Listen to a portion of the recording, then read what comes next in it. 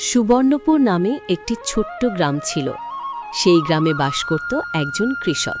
তার নাম ছিল হরি। হরি ছিল খুবই সৎ এবং পরিশ্রমী। এখন তো ঠিক করে সকালও হয়ে ওঠেনি, এখন থেকে তুমি মাঠে যাবে? আজ একটু তাড়াতাড়ি কাজ শুরু করতে হবে গিন্নি, তাই ভোরবেলাতেই যেতে হবে। এরপর হরি কোদাল নিয়ে ভোর ভোর মাঠের উদ্দেশ্যে রওনা দিল। সবাই যখন ঘুমাচ্ছে, হরি তখন মাঠে এসে মাটি কোপাচ্ছে। এভাবেই হরি প্রতিদিন সকাল থেকে কাজ করত এবং বিকেলবেলায় ঘরে ফিরে যেত।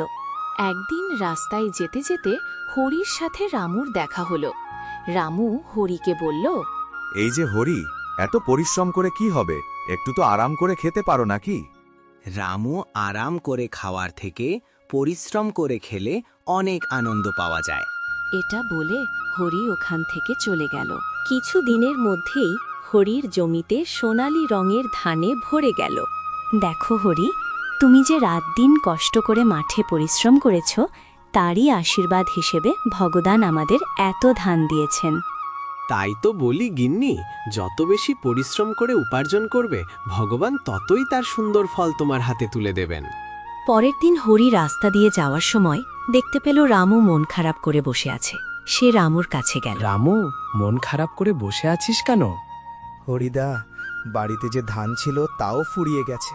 কাল থেকে টানা 2 দিন হাড়ি চড়েনি। তাহলে তুই আমার কাছ থেকে 1 বস্তা ধান নিয়ে যাস। মন দিয়ে পরিশ্রম কর, বিশ্বাস কর, তোর আর কোনো অভাব থাকবে না।